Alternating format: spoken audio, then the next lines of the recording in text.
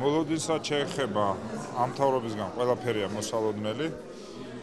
დღეს ეხლა ამ წუთას კახა ბენდუქიძე სრულად აბსურდული ბრალდებით იკითხება.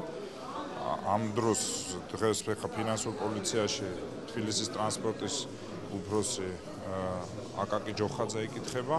საერთოდ ბოლო 2 კვირის განმავლობაში ყველა ზღვარს გადაცდა ამ მთავრობის ქმედებები. როგორც ჩანს, საერთაშორისო ასპარეზზე და რეგიონში მიმდინარე პროცესები, რის გამოც მთელი საერთაშორისო საზოგადოების ყურადღება ფოკუსირებულია უკრაინაში მიმდინარე მოვლენებზე და რუსეთის თავმხედობაზე. ივანიშვილმა და ღარიბაშვილმა აქ ქვეყანაში დრო იხელთეს და გადაწყვიტეს აქ თავმხედობა, იმიტომ რომ დღეს რასაც ხარ ხედავთ აქ ბენდუქიძის წინააღმდეგ წაყენებულ ბრალდებას, სხვა არაფერია თუ არა თავმხედობა ამ სიტყვის პირდაპირი და ყოველგვარი გადაჭარბების გარეშე. ადამიანმა უნივერსიტეტი, რომელიც იყო 120 თუ 127 ადგილზე რეიტინგით, დღეს ეს უნივერსიტეტი, აგრარული უნივერსიტეტი არის მე-6 ადგილზე ყველა იმ სარწმუნო რეიტინგებით, რაც ამ სფეროში კეთდება. ეს ფაქტი მეტყველებს ყველაფერს.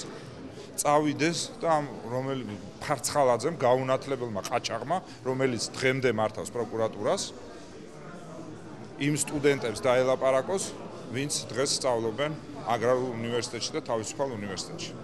80 მილიონი კერძო თანხა ჩაიდო მთლიანად განათლების ინვესტიციაში, რომელიც აბსოლუტურად უანგაროა, იმიტომ რომ სამწუხაროდ ჯერჯერობით ეს ბოლომდე ბიზნესად არ არის ჩამოყალიბებული.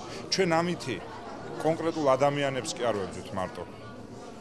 მე იქნება, კახა იქნება ნებისმიერი ადამიანი, ამას გაუძლებთ, ეს პრობლემა არ არის.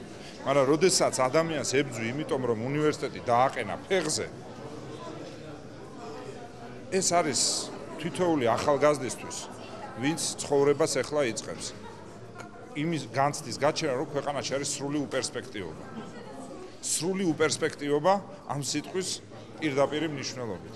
ეს უკვე ფუნდამენტურ პრობლემაში შევედის. ეს აღარ არის აღარც კორუფციასთან ბრძოლა და ჩვენ ყველამ კარგად დავინახეთ, რომ გადაივსო, გადაინაწილა ორ ნაწილად მთელი საგზაო და სამთავრობო კონტრაქტები ღარიბაშვილის და თამაზაშვილის კლანი აზის და მეორე სხვა დანარჩენი კერძო პროექტები უჩამამაცაშვილი და კალაძე.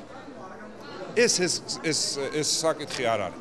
ეს არც კორუფცია, არც სამართლიანობის აღდგენა, არაფერი არ არის. ეს არის მტკნარი შურისძიება, რომ ქვეყანაში არ უნდა არსებობდეს არც ერთი რაღაც კუნძული, სადაც ივანიშვილს არ აქვს კონტროლი. ეს არის პირადი შურისძიება. არ შეიძლება ადამიანის ჰქონდეს ოდნავ მეტი ფული, ვიდრე იმდენი, რომ მას როგორც მამა მარჩენალს უყუროს. არ შეიძლება, იმიტომ რომ ივანიშვილმა მთელი თავის მოღვაწეობის მანძილზე, მიუხედავად იმისა, რომ ბევრი ფილანთროპია გაწია საბოლოო ჯამში, არ რჩება ერთი ადამიანი, რომელიც მან დააფინანსა თუნდაც სწავლა.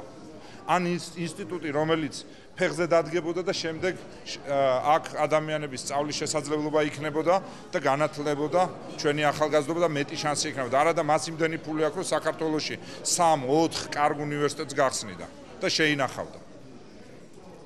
ამას აკეთებს სწორედ დღეს კახა ბენდუქიძე.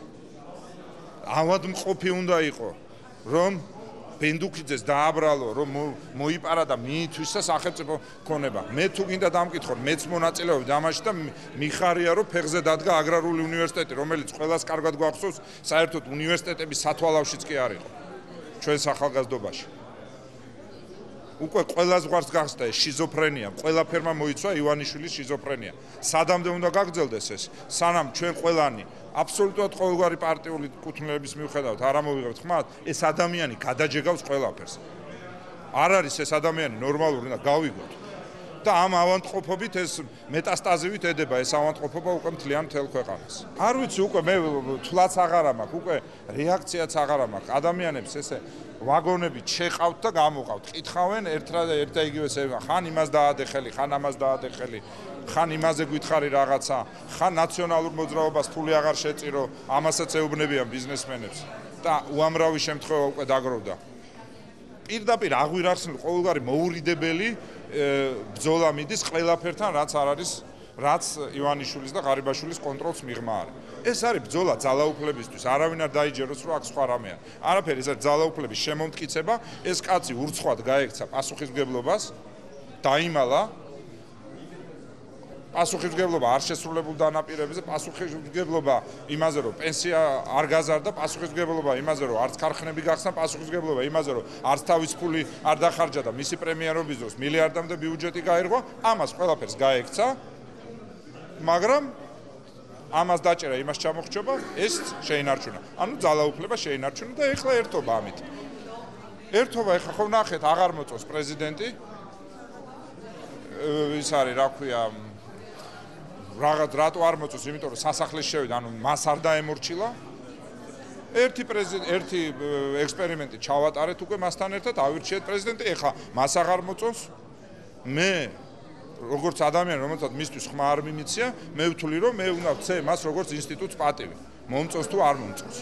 ის ახლა აღარ მოწონს და ლანძღავს როგორც ორღების ჭორიკანა დედაკაცი. აი ეს არის ამ ადამიანის ფსიქოტიპი და ეს არის ადამიანი, რომელიც მართავს როგორც ქვეყანას და ხა თუ ამას შევეგუებით, დავიღუპებით ყველანი ერთად და თუ არ შევეგუებით, ამ ადამიანს მოვინელებთ როგორც ბევრი შავი ჭირი მოუნელებია ამ ქვეყანას.